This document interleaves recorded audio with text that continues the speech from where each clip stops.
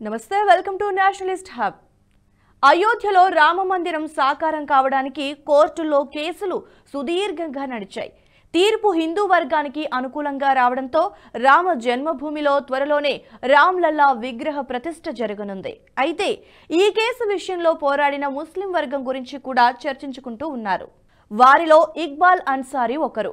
బాబ్రీ మసీదుకి సంబంధించి ముస్లిం వర్గం తరపున పిటిషన్ వేసిన వ్యక్తి హషీం అన్సారీ.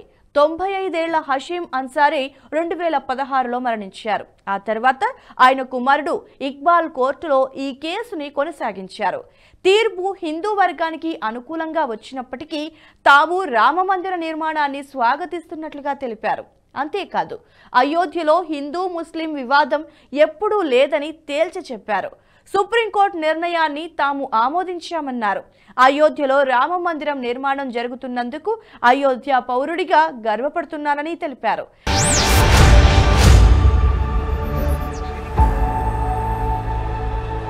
ఇక అయోధ్యలో హిందూ ముస్లిం అల్లర్లు ఎప్పుడూ జరగవని, సుప్రీంకోర్టు ఇచ్చిన తీర్పుతో బాబ్రీ మసీద్ ముగిసిన అధ్యాయమని ఇక్బాల్ అన్సారీ అన్నారు. ఇక ఇక్బాల్ అన్సారీ ఎంతో సాధారణ జీవితాన్ని గడుపుతూ ఉంటారు. ప్రపంచానికి ఆయన బాబ్రీ పిటిషనర్ అయినా కూడా అన్నింటికంటే ముఖ్యంగా తాను అయోధ్య నివాసినని గర్వంగా చెబుతూ ఉంటారు. తమ ప్రాంతంలో హిందూ ముస్లిం భేదాలు ఉండవని తేల్చి చెప్పారు. ఆయనను స్థానికులు నేతాజీ అని సంబోధిస్తూ ఉంటారు. హషీం అన్సారీని గౌరవించినట్లుగానే ఇక్బాల్ అన్సారీని స్థానికులందరూ గౌరవిస్తారు.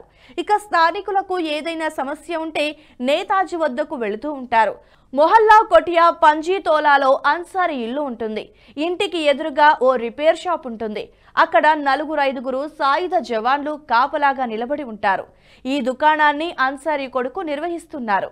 ఈ దుకాణం వద్ద అన్సారీ తండ్రి ఫోటో ఉంటుంది. 75 ఏళ్ల వయసులో హజ్ యాత్ర చేపట్టిన అన్సారీ తండ్రి 96 ఏళ్ల వయసులో 2016లో కన్నుమూశారు. తాను కూడా హజ్ యాత్ర చేయాలని అనుకుంటూ ఉన్నానని, అయితే హజ్ యాత్రకి వెళ్లడానికి తన దగ్గర డబ్బులు లేవని ఇక్బాల్ తెలిపారు. ఇక రామ జన్మభూమి బాబ్రీ నిర్మాణ వివాదంలో హిందువుల పక్షాన 2019లో సుప్రీంకోర్టు తీర్పు రాగా తాము సుప్రీంకోర్టు నిర్ణయాన్ని స్వాగతిస్తూ ఉన్నామని తెలిపారు. సుప్రీంకోర్టు నిర్ణయానికి వ్యతిరేకంగా రివ్యూ పిటిషన్ను దాఖలు చేయాలని ఆల్ ఇండియా ముస్లిం పర్సనల్ లా బోర్డు ప్రకటించగా అన్సారీ ఆ ప్రకటనకు దూరంగా ఉన్నారు. రివ్యూకి వెళ్లడం వల్ల ఎలాంటి ప్రయోజనం లేదని, ఫలితం అలాగే ఉంటుందని తెలిపారు. రివ్యూకి వెళ్లడం సామరస్య వాతావరణాన్ని కూడా దెబ్బతీస్తుందని ఆయన అప్పట్లో చెప్పారు. ఇక ఆగస్టు 5, 2020న రామ మందిర భూమి పూజ ఆహ్వానాన్ని అన్సారీకి కూడా పంపారు. దాన్ని ఆయన అంగీకరించారు. భూమి పూజ వేడుకకి ఆహ్వాన పత్రికను అందుకున్న మొదటి వ్యక్తి ఆయనే. తనకు మొదటి ఆహ్వానం రావటం ఆ రాముడి కోరిక అని తాను బలంగా నమ్ముతున్నానని ఆయన అప్పట్లో చెప్పుకొచ్చారు. శతాబ్దాల నాటి వివాదాన్ని పరిష్కరించారని ఇక్బాల్ అన్సారీ నమ్ముతూ ఉన్నారు. ఈ కేసుకి సంబంధించి వాదనలు జరుగుతూ ఉన్న సమయంలోనూ ఇతర సమయాల్లోనూ ఎప్పుడూ కూడా హిందువుల పట్ల వ్యతిరేకతగా తన కుటుంబం భావించలేదని అన్నారు.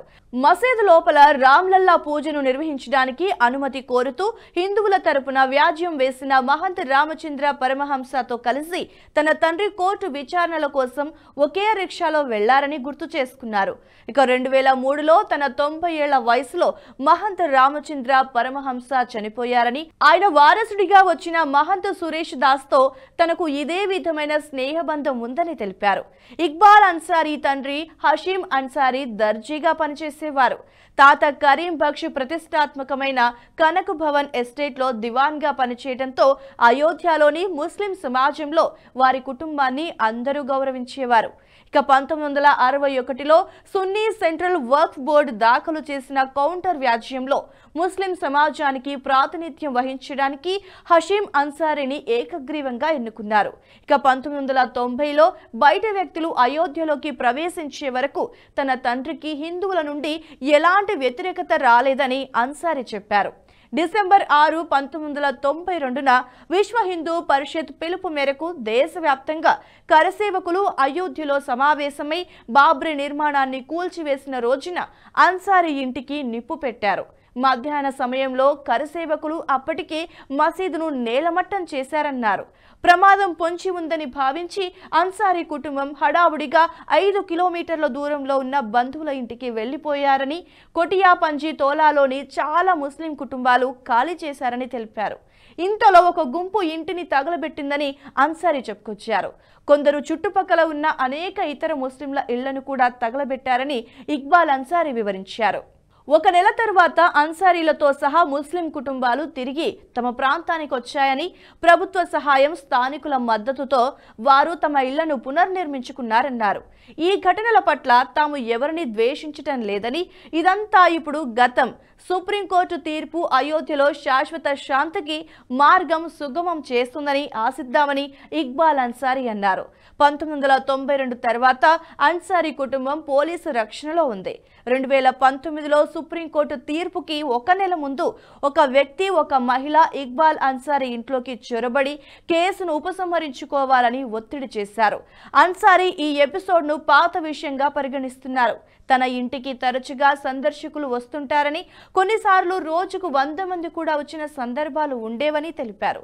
ఇంటి ప్రవేశ ద్వారం వద్ద ఉన్న గది అతిథుల కోసం ప్రత్యేకంగా కేటాయించారని చెప్పారు. ఇక్బాల్ అన్సారీ ముస్లిం సమాజంలోని జులాహా కులానికి చెందినవారు. ఉత్తరప్రదేశ్తో సహా అనేక రాష్ట్రాల్లో వెనుకబడిన తరగతుల వర్గం కిందకు వస్తోంది. రాజకీయాలకు, రాడికల్ గ్రూపులకి తాను దూరంగా ఉంటానని, మత సామరస్యాన్ని కోరుతున్నానని ఇక్బాల్ అన్సారీ చెప్పారు. తన న్యాయ పోరాటం కోసం తాను ఎప్పుడూ కమ్యూనిటీ నిధులను కోరలేదని చెప్పారు. హిందూ మతపరమైన కార్యక్రమాలలో కూడా ఇక్బాల్ అన్సారీ తరచుగా పాల్గొంటూ ఉంటారు. ఆయన ప్రసాదాన్ని కూడా మనస్ఫూర్తిగా స్వీకరిస్తూ ఉంటారు. ఇక జనవరి 22న జరిగే రామమందిర ప్రారంభోత్సవానికి ఆహ్వానం కోసం ఎదురు చూస్తున్నానని తెలిపారు. అయితే ఇక్బాల్ అన్సారీ ప్రధాని నరేంద్ర మోదీకి అభిమానిగా మారిపోయారు. ప్రధాని మోదీ ఇటీవల అయోధ్యకి రాగా ఆ సమయంలో ప్రధాని మోదీ రోడ్ షోలో ఇక్బాల్ పాల్గొన్నారు కూడా. ఇక ఈ రోడ్ షోలో ప్రధాని నరేంద్ర మోదీపై అన్సారీ పూల వర్షాన్ని కురిపించారు.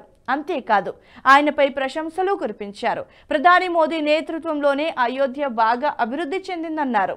అయోధ్యలో అప్పట్లో ఒక చిన్న రైల్వే స్టేషన్ ఉండేదని, ఇప్పుడు ఇది 3 అంతస్తుల గ్రాండ్ స్టేషన్ గా మారిందని గుర్తు చేశారు. ఒకప్పుడు అయోధ్యలో విమానాశ్రయం లేదని, ఇప్పుడు విమానాశ్రయం కూడా నిర్మించారన్నారు. అయోధ్యలో మార్పులన్నీ ప్రధాని నరేంద్ర మోదీ వల్లేనని తెలిపారు. అందుకే ప్రధాని మోదీ రాగానే పూలు వేసి స్వాగతం పలికానని చెప్పారు ఇక్బాల్ అన్సారీ. అయోధ్య అభివృద్ధి చెందడం, ప్రజలు సామరస్యంతో బతకడమే తాను ప్రస్తుతం కోరుకుంటున్నానని ఇక్బాల్ అన్సారీ స్పష్టం చేశారు. జాతీయవాద జర్నలిజానికి అసలైన వేదిక నేషనలిస్ట్ హబ్ ని సబ్స్క్రైబ్ చేసుకోండి. నోటిఫికేషన్స్ కోసం బెల్ ఐకాన్ పై క్లిక్ చేయండి.